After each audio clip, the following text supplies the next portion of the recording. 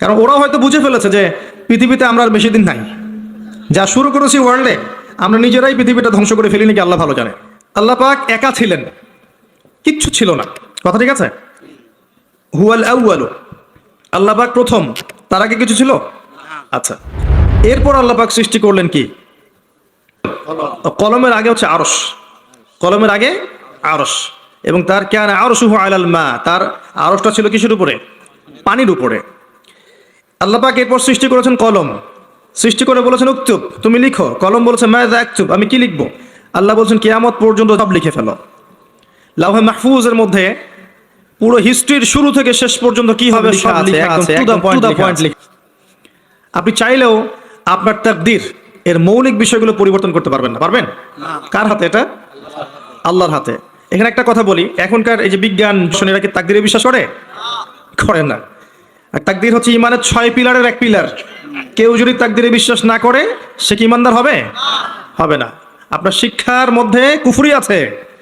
শিক্ষা ব্যবস্থা শিখাচ্ছে যে পরীক্ষা নিরীক্ষা যুক্তি দর্শন বিজ্ঞান দিয়ে কিছু প্রমাণ করতে না পারলে সেটা জ্ঞান নয়, তাই না? এটা শিখাচ্ছে না? তো আল্লাহকে আপনি ল্যাবে প্রমাণ করতে পারছেন না, মালায়েকা ফেরেশতাদেরকে আপনি ল্যাবে প্রমাণ করতে পারছেন না। তারপরে আসমানি কিতাবগুলো আগেরগুলো আপনি দেখেননি, চাক্ষুষ দেখেননি, নবী রসুলদেরকেও দেখেননি, তাই না? পরকালের যে আপনার কবরের আযাব, ইল্লিন, সিজ্জিন, যে মিজান, যে পুলসিরাত, জান্নাত জাহান্নাম দেখেছেন? এগুলোকে ল্যাবে প্রমাণ করতে পারবেন? এই যে তাকদীর, ভাগ্য, ল্যাবরেটরিতে বসে প্রমাণ করা যাবে? তো তাদের মতে পরীক্ষা নিরীক্ষা পর্যবেক্ষণের মাধ্যমে প্রমাণ না করতে পারলে সেটার গ্রহণযোগ্যতা নেই। তা আমাদের ইমানের যে মূলনীতি, এগুলো আল্লাহ, কিতাব, আসমানি কিতাব, রসুলগণ, পরকাল, মালায়েকা, এই যে 6টা পিলার তাকদীর, প্রত্যেকটাই কিন্তু গায়েবে বিশ্বাস, অদৃশ্য বিশ্বাস।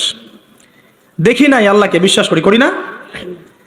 আর মালায়েকা দেখি নাই, বিশ্বাস করি না? জিনকে দেখেছেন? বিশ্বাস করেন না? রূহ বা আত্মাকে দেখেছেন? বিশ্বাস করেন না?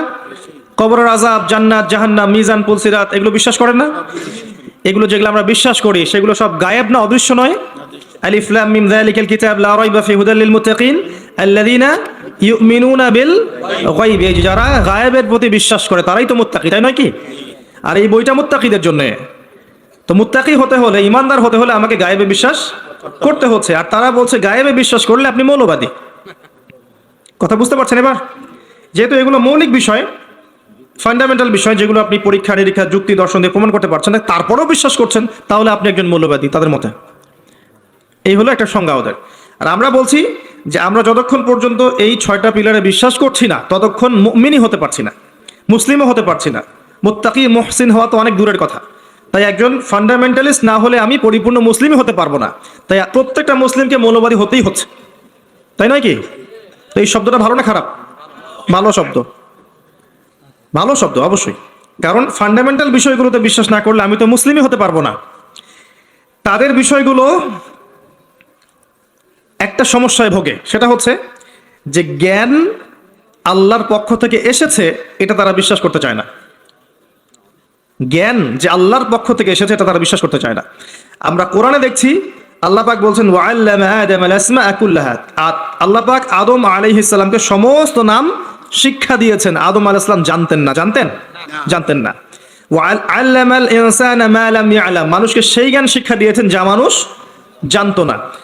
আদম, তুমি বলে দাও নামগুলো কি, তিনি বলে দিলেন। মালায়েকাদেরকে বললেন বলো নামগুলো কি, তিনি বলতে পারলেন না। লা ইলমা লানা ইল্লা মা আল্লামতানা, আমাদের সেই জ্ঞান নাই, যতটুকু আপনি শিখিয়েছেন অতটুকু জানি। তার মানে বুঝতে পারলাম জ্ঞান কার কাছ থেকে আসে? আল্লাহর কাছ থেকে। সূরা কাহফ পড়ে 29 নম্বর আয়াতে আল্লাহ পাক বলেছেন ওয়াকুলিল হাক্কু মির রাব্বিকুম, হক সত্য মিথ্যার মানদণ্ড কার পক্ষ থেকে আসে? ফালা তাকুনান্না মিনাল মুমতারিন, সূরা বাকারায় আছে, সন্দেহবাদীদের অন্তর্ভুক্ত হয়ো না। আল হাক্কু মির রাব্বিক। তো আমাদের সংজ্ঞা হচ্ছে জ্ঞান, সত্য মিথ্যার মানদণ্ড, ন্যায় অন্যায়ের মানদণ্ড, ভালো মন্দের মানদণ্ড কার পক্ষ থেকে আসে? আল্লাহর পক্ষ থেকে আসে। এটা অবনত চিত্তে, বিনা যুক্তি, বিনা তর্ক, বিনা বিজ্ঞানে মেনে নেওয়ার নামই হচ্ছে ইসলাম। এখানে যুক্তি বিজ্ঞান দর্শন পরের সাবজেক্ট, আগে আত্মসমর্পণ। ইয ক্বালা লাহু রাব্বুহু আসলিম, যখন ইব্রাহিমকে তার রব বলেছিলেন, যখনই বলেছেন আত্মসমর্পণ করো, ক্বালা আসলামতু লিরাব্বিল আলামিন, তিনি সাথে সাথে বলেছেন আমি এই জগৎ সমূহের রবের কাছে আত্মসমর্পণ করলাম। ইব্রাহিম, তোমার সন্তান এবং স্ত্রীকে রেখে আসো ওই মরুভূমিতে। ইব্রাহিম আলাইহিস সালাম বললেন না, কি জন্য রেখে আসবো? এটা তো সাইন্টিফিক না, কোন যুক্তিতে, কোন দর্শনে রেখে আসবো? ওখানে পানি নাই, মানুষ নাই, কি জন্য রেখে আসবে? ওই যে ইবলিস যেমন বলেছিল, আমি কেন সেজদা করব, ও তো মাটির, আমি তো আগুনের। ইব্রাহিম এটা বলেছেন? ইয ক্বালা লাহু রাব্বুহু আসলিম, আত্মসমর্পণ করো, বলেছেন আসলাম, তো আমি আত্মসমর্পণ করলাম, এর নাম ইসলাম। আমি কি ইসলাম বোঝাতে পারছি ভাই? হ্যাঁ, এরপরে আসেন, ইসলামের প্রত্যেকটা বিষয় আপনি এগুলো দিয়ে প্রমাণ করতে পারবেন, কিন্তু সেই জ্ঞান আপনার থাকতে হবে। ওই যুক্তি, ওই বিজ্ঞান, ওই দর্শনের জ্ঞান আপনার থাকতে হবে, কিন্তু ওই সব মানুষকে আল্লাহ পাক সেই জ্ঞান দেননি। সব মানুষকে আল্লাহ সেই জ্ঞান দেননি। প্রত্যেকটা বিষয়, ইসলামের প্রতিটা বিষয়, রূহ, আপনার যে কবরের আযাব, জান্নাত, জাহান্নাম, মিজান, পুলসিরাত, সবকিছুই জ্ঞানের আওতায় আনা সম্ভব, কিন্তু আল্লাহ পাক সেই জ্ঞান মানুষকে দেননি পৃথিবীতে। দিলে তো আর পরীক্ষা থাকতো না। কি জন্য এসেছেন এখানে? পরীক্ষা। মানে সব যদি চোখে দেখেন, আল্লাহকে চোখে দেখছেন, কে না নামাজ পড়বে, তাই না? এমন কেউ আছে নামাজ পড়তো না? এটাই তো পরীক্ষা, আল্লাহকে দেখবেন না, তারপরেও আপনাকে নামাজ পড়তে হবে। কবর তো দেখেননি আযাব কেমন হয়, তারপরে ভয় রাখতে হবে, হ্যাঁ কবরের আযাব আছে। মিজান দেখিনি, পুলসিরাত দেখি নাই, পুলসিরাত পার হতে হবে, ভয় রাখতে হবে। দেখলে তো অবশ্যই আমল করতেন। লিনাবলুয়াকুম আইয়ুকুম আহসানু আমালা, এই জন্যই তো সৃষ্টি করেছেন আল্লাহ পাক। তো এটাই হচ্ছে টেস্ট, যেটা ওই পশ্চিমা দর্শন এবং ওদের অনুসারীরা বুঝতে পারে নাই। এখানে ইসলামের মূলনীতি হচ্ছে এই যে আমরা গায়েবে বিশ্বাস করি, না করা পর্যন্ত আমরা মুসলিম হতে পারছি না। আল্লাহ পাক এবার আদম এবং হাওয়া আলাইহিস সালামকে সৃষ্টি করে জান্নাতে রেখে পরীক্ষা নিয়ে দুনিয়াতে পাঠিয়েছেন। দুনিয়াতে পাঠিয়ে আল্লাহ পাক একটা মূলনীতি দিয়েছেন, এটা ভালো করে বোঝেন। মূলনীতি দিয়ে পাঠিয়েছেন। সূরা বাকারা আয়াত নাম্বার 38, 39, কুল নাহবিতু মিনহা জামিআ, আল্লাহ পাক বলছেন তোমরা এখন পৃথিবীতে নেমে যাও। কে কে নেমে যাবে? আদম, হাওয়া আলাইহিস সালাম, ইবলিস, তোমরা নেমে যাও। ফাইম্মা ইয়াতিয়ান্নাকুম মিন্নি হুদান, তোমাদের কাছে আমার পক্ষ থেকে হেদায়েত আসবে। মানে প্রত্যেক যুগে যুগে আমার পক্ষ থেকে হেদায়েত, মানে আসমানি কিতাব, নবী রাসূলগণ আসবে। ফামান তাবিআ হুদায়া, যারা আমার হেদায়েতকে মেনে চলবে, ফালা খাউফুন আলাইহিম ওয়ালা হুম ইয়াহজানুন, তাদের কোনো ভয় নাই, কোনো দুশ্চিন্তাও নাই।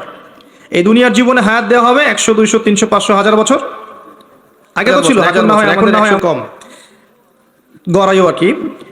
তো এই সময়টুকুতে তোমাদের কাছে হেদায়েত আসবে, আসমানি কিতাব আসবে, নবী রাসূলগণ আসবেন। যদি নবী রাসূল না থাকেন, উলামায়ে কেরামের মুখ থেকে হক শুনবে, আল্লাহর কিতাব থাকবে, হেদায়েত পৌঁছে যাবে। এরপর ফামান তাবিআ হুদায়া, যারা আমার হেদায়েতকে মেনে চলবে, ফালা খাউফুন আলাইহিম ওয়ালা হুম ইয়াহজানুন, কোনো টেনশন নাই, কোনো দুশ্চিন্তা নাই, আবার সেই জান্নাতে ফিরে আসবে ইনশাআল্লাহ যেখান থেকে চলে গেছো। ঠিক আছে? এখানে একটা কথা মনে পড়লো, বলে দিই। এখন কিছু মানুষ এলিয়েন খোঁজে না, অন্য গ্রহ থেকে আসছে সিগন্যাল ইত্যাদি, না, নিজেই জানে না যে আমরা মানুষরাই তো এই গ্রহের বাসিন্দা না, তাই না? আমরা তো এই গ্রহের বাসিন্দা ছিলাম না, ছিলাম। আমাদের পিতা ছিলেন, মা ছিলেন জান্নাতে, অন্য জায়গা থেকে আমরা এই পৃথিবীতে এসেছি, তাই নয় কি? আর ওদের ফিলোসফি হচ্ছে মানুষ বাদর থেকে হয়েছে, নাউজুবিল্লাহ। হ্যাঁ, তারা হতে পারে বাদর থেকে মানুষ, আমরা হইনি। বরং কোরআনে আল্লাহ পাক উল্টা কথা বলেছেন, সূরা আরাফের মধ্যে সম্ভবত আছে। ওই যে শনিবারে মাছ ধরার ঘটনা মনে আছে? শনিবারে আল্লাহ পাক মাছ ধরতে নিষেধ করলেন, কিছু মানুষ মাছ ধরলো না, কিন্তু টেকনিক খাটালো, মাছগুলোকে আটকে রাখলো। এই অপরাধের কারণে আল্লাহ পাক কি করেছেন? ওদেরকে বানর বানিয়ে দিয়েছেন। তাহলে মানুষ থেকে বানর হয়েছে, প্রমাণ আছে। বাদর থেকে মানুষের কোনো প্রমাণ নাই। তো এখনকার ডারউইনের তত্ত্ব আপনারা হজম করছেন, লিখছেন পরীক্ষার খাতায়, মাশাআল্লাহ। এগুলো কুফরি মতবাদ। কি মতবাদ? যখন আপনি এটা বিশ্বাস করছেন, তাহলে আপনি আদম আলাইহিস সালামের অস্তিত্বকে অস্বীকার করছেন, তাই নয় কি? যদি আপনি বিশ্বাস করেন যে আসলে বাদর থেকে মানুষ হয়েছে, তাহলে আদম আলাইহিস সালাম কি, তাকে কি আল্লাহ কি থেকে সৃষ্টি করেছেন? অন্য কোনো প্রাণী থেকে? কখনোই না। তাকে আল্লাহ পাক নিজের হাতে আল্লাহ পাক মাটি থেকে, কাদামাটি থেকে সৃষ্টি করেছেন। আল্লাহ পাক বলেন মিনহা খালাকনাকুম ওয়া ফিহা নুঈদুকুম, বলেনি ওয়া মিনহা নুখরিজুকুম তারাতান উখরা, তোমাদেরকে এই মাটি থেকে সৃষ্টি করেছি, আবার সেখানেই ফিরিয়ে নিব, এখান থেকে আবার পুনরুত্থিত করব, তাই না? যেভাবে প্রথমবার করেছিলাম।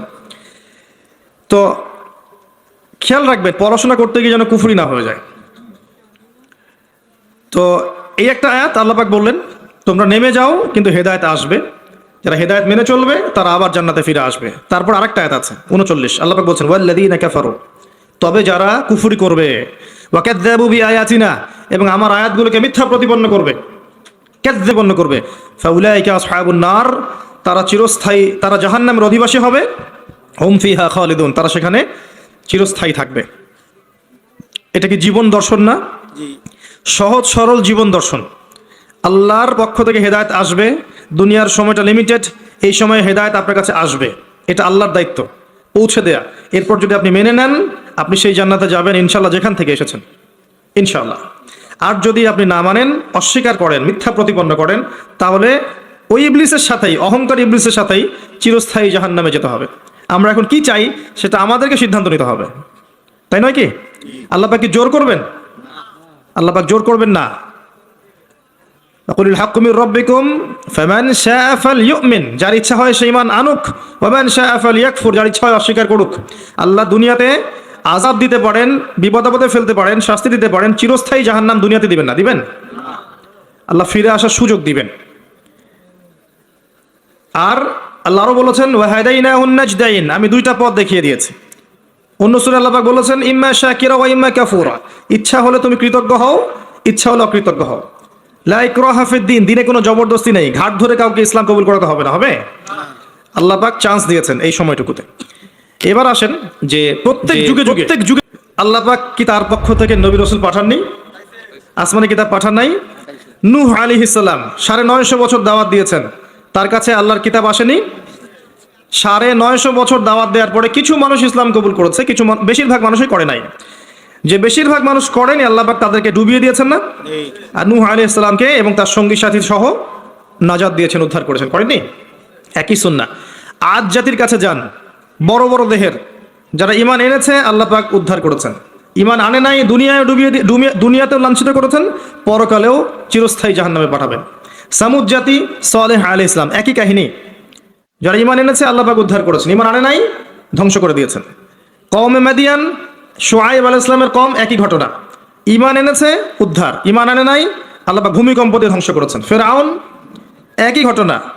দাওয়াত দেওয়া হয়েছে, মুজিজা দেখানো হয়েছে, বারবার সতর্ক করা হয়েছে, ফিরআউন শোনেনি, পাল্টা ধাওয়া করেছে, লোহিত সাগরে আল্লাহ পাক একত্রিত করেছেন, মুহূর্তে ডুবিয়ে দিয়েছেন, শেষ। আর মূসা আলাইহিস সালামকে উদ্ধার করেছেন। একটা কথা এখানে বলি, আল্লাহ পাক যেভাবে লোহিত সাগরে মূসা আলাইহিস সালামের বিপক্ষে এই যে ফেরাউন এবং তার অনুসারীদেরকে একত্রিত করেছিলেন এবং একত্রিত করে আল্লাহ পাক সদল বলে ডুবিয়ে দিয়েছেন, ঠিক একই সুন্নাহ আল্লাহ পাক আবারও ভবিষ্যতে করবেন আরেকবার ইনশাআল্লাহ। হতাশ হবেন না, কষ্ট নেবেন না। বিষয়টা হচ্ছে যে আমরা আমাদের ঘুমন্ত অবস্থার কারণে এই পরিস্থিতি সৃষ্টি হয়েছে। কমতির কারণে আমরা যে কোরআন সুন্নাহ থেকে দূরে সরে গেছি, আমল আকীদা আখলাক খারাপ হয়ে গেছে, হারামখোর হয়ে গেছি, জেনা, সুদ, ঘুষ, ব্যভিচার, পর্নোগ্রাফি, যাবতীয় বিষয় আসক্ত হয়ে গেছি। আল্লাহর পথ ছেড়ে দিয়ে আমরা যে শয়তানের পথে হেঁটেছি, এই সময়টুকুর মধ্যে ইসলামের দুশমনরা শক্তিশালী হয়ে গেছে। আল্লাহ পাক কি করবেন জানেন? এখন এই যে সময়টুকু দিয়েছেন আমাদেরকে, এই সময়টুকুর মধ্যে যদি আমরা দিনের জন্য কিছু না করি, ব্যক্তি পর্যায়ে, পারিবারিক পর্যায়ে, সোশ্যাল পর্যায়ে যদি না করি, আল্লাহ পাক আমাদেরকে সরিয়ে দিবেন আস্তে করে, দিয়ে ইস্তাবদিল কওমান গায়রাকুম, অন্য কওমকে আল্লাহ পাক হেদায়েত দিয়ে এই জায়গায় নিয়ে আসবেন। সুম্মা লা ইয়াকুনু আমসালাকুম, তারা তোমাদের মতো হবে না। আল্লাহ বলেছেন ইন্নাল্লাহা লা ইউগাইয়িরু মা বিকওমিন হাত্তা ইউগাইয়িরু মা বিআনফুসিহিম, আল্লাহ পাক একটা কওমের অবস্থা ততক্ষণ পরিবর্তন করেন না যতক্ষণ না ওরা নিজেদের অবস্থা পরিবর্তনের চেষ্টা করে। আমরা কি চেষ্টাটা করেছি বলেন দেখি এবার? কথা বললে তো মাইন্ড করে ফেলে, সত্যি কথা বলছি, আমাদের চেষ্টা ত্রুটি ছিল। অনেক বড় বড় ইস্যু আছে যেখানে আমরা চেষ্টা মোটেও করতে পারি নাই। আমরা ছোটোখাটো বিষয় নিয়ে এত ব্যস্ত ছিলাম একে অন্যের সাথে মানে কাদা ছড়াছড়ি করতে, যে এই সুযোগে আমাদের শত্রুটা অনেক দূরে হেঁটে গেছে। এটা ক্যাচ করা এখন আমাদের জন্য অনেক কঠিন হয়ে গেছে। এখনও আমরা সেই একই কাজই করে যাচ্ছি। জি, এখন 2022-এ এসেও দেখবেন আমরা সেই একই কাজই করে যাচ্ছি।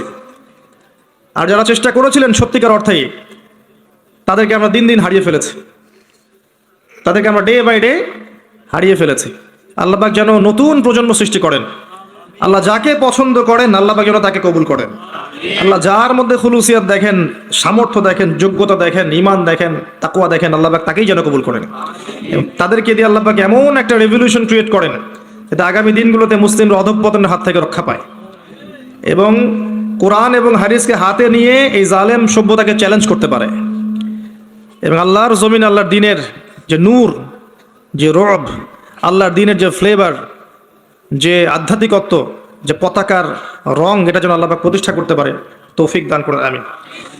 তো আমি বুঝাছিলাম যে প্রত্যেক যুগে একই সুন্নাহ। মূসা আলাইহিস সালাম এটা বুঝলেন। আসেন তারপরে আমাদের নবী মুহাম্মদ সাল্লাল্লাহু আলাইহি ওয়াসাল্লামের কাছে আসেন। এখান থেকে শেষ করছি আলোচনার দিকে আমি।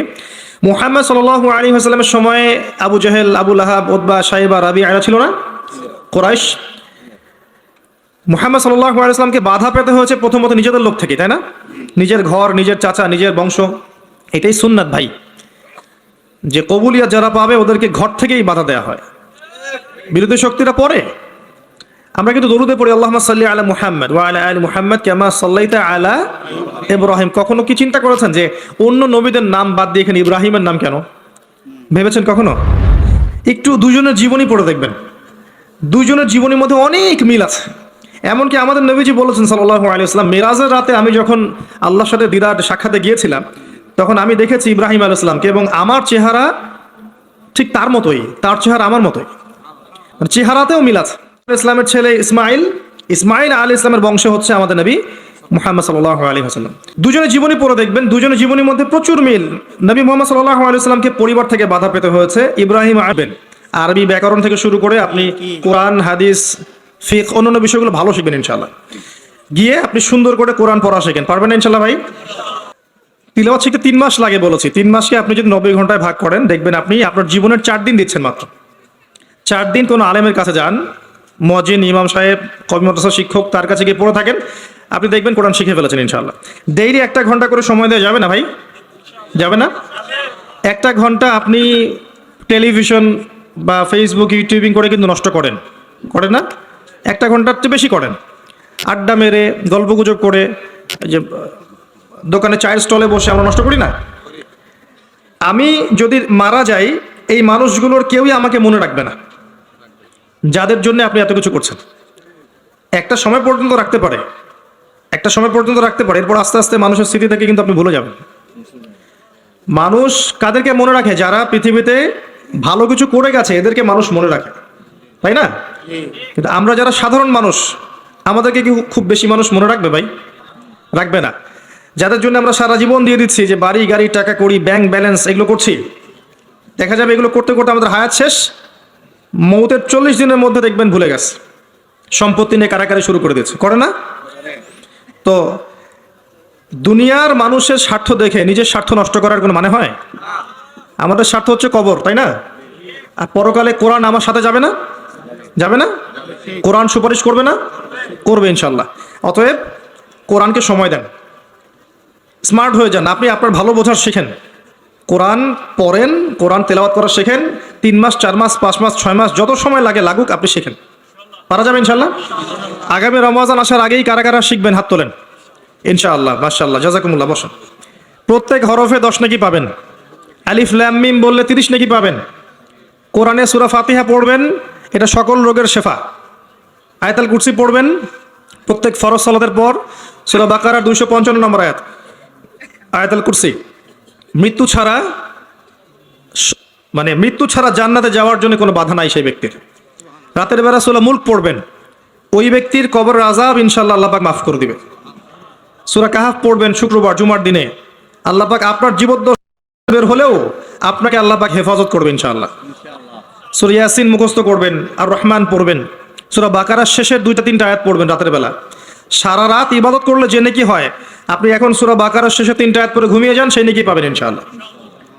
সবই সহিহ হাদিসে এসেছে। সূরা ইখলাস পড়েন 3 বার বা 10 বার, সূরা ফালাক পড়েন 3 বার, নাস পড়েন 3 বার, দৃশ্য অদৃশ্যের সমস্ত ক্ষতি থেকে আপনি বেঁচে থাকবেন ইনশাআল্লাহ। সূরা কাফিরুন পড়েন ঘুমানোর সময়, আল্লাহ পাক আপনাকে শিরকের পথ থেকে বাঁচিয়ে রাখবে। এই ফজিলতগুলো কখন পাবো ভাই? যখন আমি কোরআন বিশুদ্ধ করে পড়তে জানবো, তখনই তো, নাকি? যদি বিশুদ্ধ পড়তে না জানি, সারা জীবন ভুল পড়ে যাব, অর্থ বিকৃত হবে, আমার ইমানের জায়গায় কুফরি হয়ে যেতে পারে। ঠিক আছে? কোরআনে এমন অনেক জায়গা আছে যেখানে মাখরাজের কারণে, অক্ষরের 19-20-এর কারণে এমন অর্থ পরিবর্তন হতে পারে যে ইমান এবং কুফরির প্রশ্ন চলে আসতে পারে। অতএব খুব ভালো করে কোরআন তেলাওয়াত করা শিখতে হবে, এবং নিয়মিত কমপক্ষে 1 পারা করে কোরআন পড়ার চেষ্টা করবেন। পারা যাবে ইনশাআল্লাহ?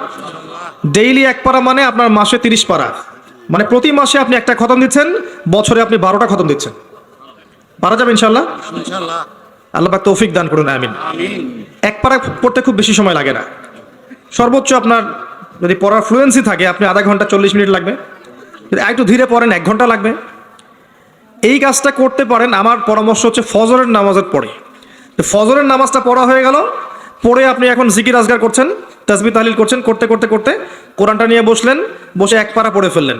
এক পারা পড়তে পড়তে আপনার এক পারার হক আদায় হয়েছে, দেখবেন সূর্য উঠে গেছে। সূর্য উঠে গেল, এশরাকের সময় হয়ে গেল।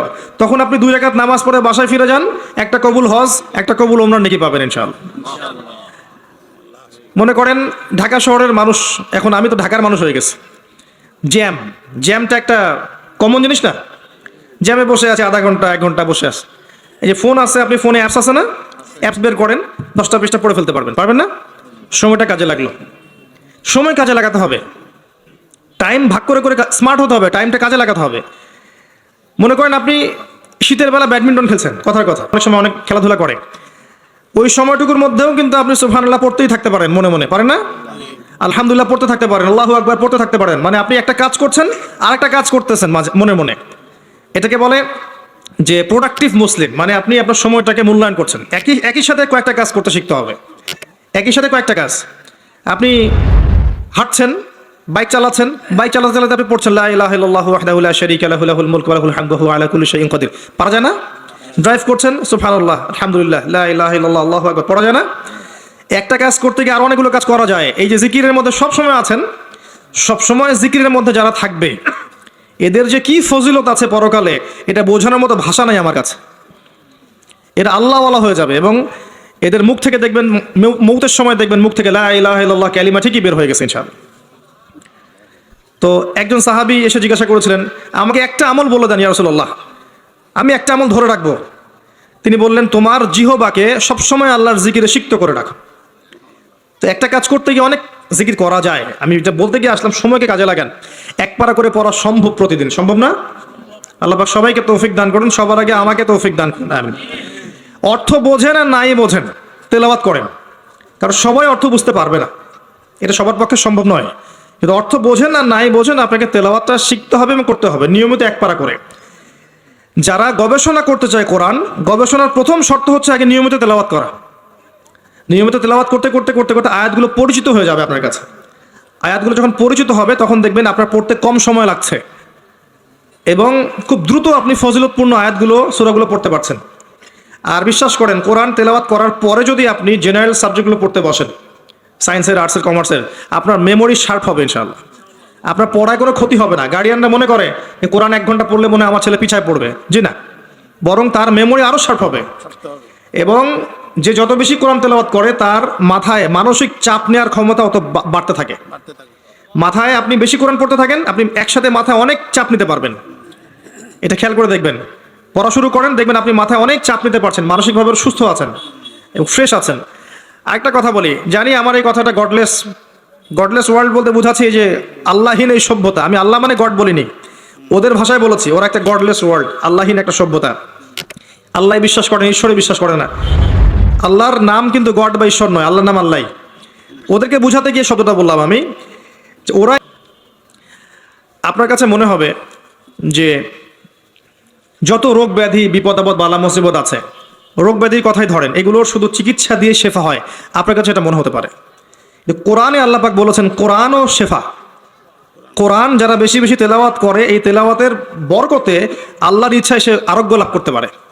অনেকে বলতে পারে এটা আনসাইন্টিফিক কথা, তাদের দৃষ্টিতে না, তারা তো চাক্ষুষ ছাড়া বিশ্বাস করবে না, তাই না?